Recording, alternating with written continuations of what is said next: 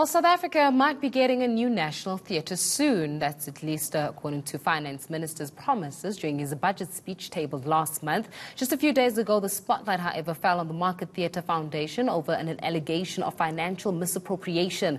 Now, one of the questions on Newsnight is this really enough, and has enough been done to restore what many have deemed as a dying theatre culture? And also on the other side of it, what can be done differently to ensure that more bums on seats are actually present, and then we get to revive the sector? Phyllis Klotz, the co-founder of the Sibikwa Arts Centre, joins me now for that conversation. Phyllis, thanks a lot for joining us on Newsnight this evening. Thank you. Now, it's one thing when you're reading introductions, but on the other one, I must ask you, is it really true? Is theatre dying? Is the culture of going to the theatre dying? And are people not responding to theatre as they would have some years ago?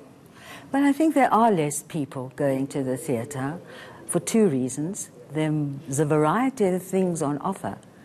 There's television, there's all sorts of other entertainments which weren't there before. Also, I think that we failed miserably in this country in terms of arts education and developing the need for theatre and the arts in this country. So then when you say that we failed in the need to develop arts and our response to the arts, I remember that many schools had something called a major production, which was like an introduction to theatre for high school kids, and as well as those who were at the lower phase level. So are schools doing away with that theatre, and what are the dangers of actually doing away with such things where we introduce the theatre, particularly at a school level? Well, there is a learning area now called the creative arts, which is compulsory from grade 4 to 9. But there are no teachers to teach it. And the Department of Arts and Culture has a project in all 9 provinces called Artists in Schools. It's a short-term project. It's about 12 weeks in the school to assist with introducing the arts into the schools, to help teachers, actually, who just stand and read. It's very difficult to do because they're not trained. It's not their fault. They're not trained. So there is that program to combat the arts. The school production, well, I would say they're Model C schools, or private schools are doing it. What about all our children in the township? And the rural schools. And the rural schools. These things cost money.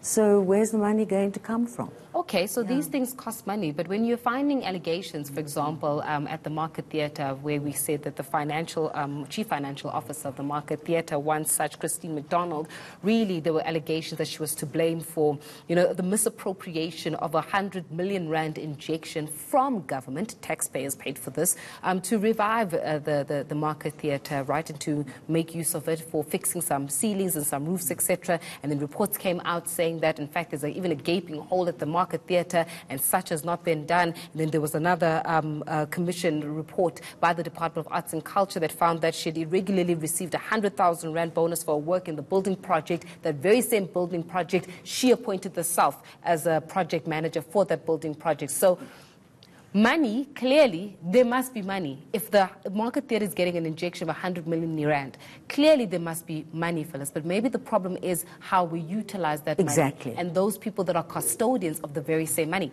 I would agree with you. How do we use that money?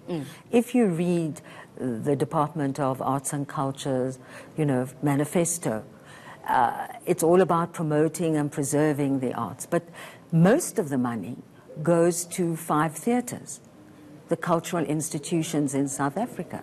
I myself have recently been appointed a member of the Market Theatre Council. So I must state up front, I'm not here as a member of the council. I'm here in my capacity as the artistic director. You saved yourself there, because I was going to ask you about this Christine McDonald, whether or not, what happens to her there, and how does she recoup this money, and what does it mean? Well, that's all under investigation and hearings, and let's await the outcome. We just have to wait and see what the outcome is. I haven't read the full report, so I wouldn't, comment on that. And I am not nominated by the council to speak on behalf of them. And I'm a very new member, so I wouldn't. But I'm not passing the buck. What I am saying is a lot of money goes into these institutions. So they're going into 5. That's right. Right? So they're going into 5. These fives is it because, number one, they're reputable, or they're receiving this cash injection on merit, or is it a case of who knows whom in the greater echelons of government which have got access to the right pocket at that particular right time and place, or is it an issue of around favors? 100 million rand gone. It's apartheid legacy. The apartheid government built, well, in those days it used to be called the Nico Milan, now the Artscape in Cape Town. They built Packhoffs in Bloemfontein, they built the State Theatre in Pretoria, and they took over the Playhouse in Durban. And then subsequently the Market Theatre was added to that. So that's a legacy that we've inherited from apartheid. A lot of money goes into maintaining those buildings. And when you speak to the people that manage these big theatres, they will tell you they don't have much money for productions. And, you know, as a grassroots person running a community arts centre with little support from government, my eyes opened wide. You know, yeah, where's the money I going? find fault with saying that it's apartheid legacy, but I cannot, because you know what? I can't blame apartheid for mismanagement of funds in 2018. That's a problem for me. That's an I'm not saying that's the apartheid legacy. Yeah. What I'm saying is why these. You asked me the question, why these institutions, and I'm saying continue to get funding. Yeah, because they were built under apartheid and managed, you know. So our government, our present government, has continued to support them. And the buildings themselves, to maintain, cost a lot of money. Okay, then I'm going to ask you, not even as an artist, somebody who heads over the artists in the council, just as an ordinary South African who's been seeing this unfold before her eyes. I mean, you've got privy to those spaces that we may not necessarily have insight in. Our finance minister, Tito Mboweni, announced, the creation of a new national theatre as well, and this was announced during the budget speech as well. We're speaking currently about some of the issues around the theatre. We're speaking about issues around bums on seats, the fact that theatres is really dying because people are not necessarily going to the theatre, and the culture of theatre needs to start at a classroom level before it can get to the theatre level, right? Okay, but then does it make sense to you? Yes. To actually have this theatre, a new one, which might not be filled because the culture, which starts at school level, has not been tackled adequately. So how are the very same people going to go to another edition of a theatre when we should be focusing on getting our books right with the existing ones? I agree with you. And it's not only my opinion, it's the opinion of many people. If you read the social media, many people in the industry, they're saying, fix what we have. Fix it, you know. We should be going, the Department of Governance and Rural Development. They have a program called Back to Basics. And I feel, why isn't our department going back to basics, sorting it all out? I mean, they do not give any fund, or relatively little funding, for community arts centres. That's the absolute basis of all our cultural endeavours.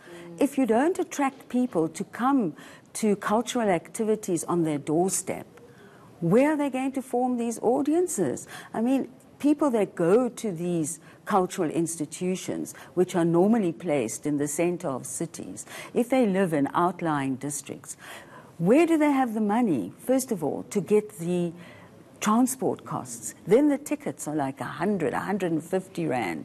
They just don't have the money. They're not going to give it that support. So you're speaking all the time to the middle class and upper middle class. You might say going to the theatre is a middle class activity, but we disprove that at Sibikwa.